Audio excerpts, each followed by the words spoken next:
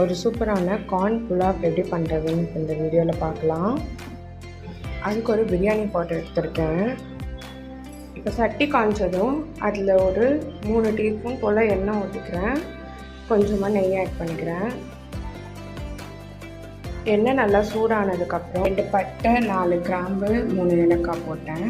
அது கூடவே 1 டீஸ்பூன் போல் சோம்பு, டீஸ்பூன் போல் சீரகம் போட்டு எண்ணெயில் கொஞ்சம் கலர் மாதிரி வந்ததுக்கப்புறம் 2 பெரிய சைஸ் வெங்காயம், 2 பச்சை மிளகாய் ஆட் பண்ணியிருக்கேன். காரத்துக்கு ஏற்ற மாதிரி பச்சை மிளகாய் ஆட் பண்ணிக்கோங்க. இப்போது வெங்காயம் சீக்கிரமாக வதங்குறதுக்காக 1 டீஸ்பூன் போல் உப்பு ஆட் பண்ணியிருக்கேன். வெங்காயம் கொஞ்சம் கலர் மாதிரி வந்தோன்னே இதில் கொஞ்சமாக முந்திரி ஆட் பண்ணிக்கிறேன். அது கூடவே 1 டீஸ்பூன் போல் கரம் மசாலா ஆட் பண்ணியிருக்கேன். ஆட் பண்ணிவிட்டு எல்லாத்தையும் ஒரு தடவை கலந்து விட்டுக்கலாம். அது கூடவே 3 டீஸ்பூன் இஞ்சி பூண்டு பேஸ்ட் சேர்த்துட்டு நல்லா மிக்ஸ் பண்ணிக்கலாம்.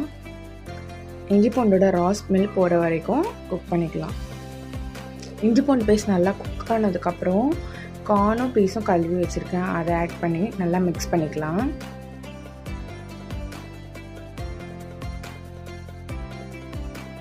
அது கூடவே புதினா கொத்தமல்லி சேர்த்துட்டு நல்லா கலந்து விட்டுக்கலாம்.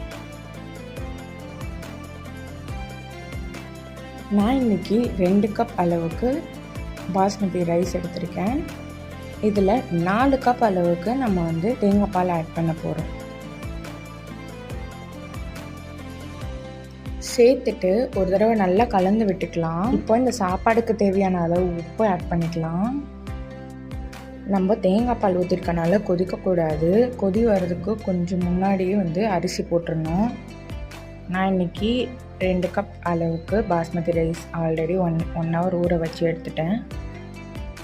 சேர்த்துட்டு எல்லாத்தையும் ஒரு தடவை கலந்து விட்டு மூடி போட்டு வச்சிடலாம். இது ஒரு 10 மினிட்ஸ் அப்படியே இருக்கட்டும். 10 மினிட்ஸ்க்கு அப்புறம் கொதி வருது. இப்போ இதில் 1 டீஸ்பூன் போல் பெப்பர் பவுடர் ஆட் பண்ணுறேன். மறுபடியும் இதை நல்லா ஒரு மிக்ஸ் பண்ணிவிட்டு மூடி போட்டு லோ ஃப்ளேமில் 10 மினிட்ஸ் குக் பண்ணலாம். இப்போது கரெக்டான பதத்தில் வந்துடுச்சு. இப்போ நான் ஸ்டவ் ஆஃப் பண்ணிவிட்டு ஒரு 5 மினிட்ஸ் மூடி வச்சிடுறேன். 5 மினிட்ஸ் கழித்து நான் வெந்திருக்கான்னு செக் பண்ணி பார்த்தேன். கரெக்டாக வெந்திருக்கு. இந்த பதத்தில் இருந்தால் தான் கரெக்டாக இருக்கும். இது அப்படியே சாப்பிட்டாலும் நல்லாயிருக்கும். நான் பன்னீர் பட்டர் மசாலா செஞ்சுருந்தேன், வீடியோவில் அப்லோட் பண்ணுறேன். நீங்களும் ட்ரை பண்ணி பார்த்துட்டு எப்படி இருக்குன்னு கமெண்ட் பண்ணுங்கள். தேங்க்யூ ஃபார் வாட்சிங்.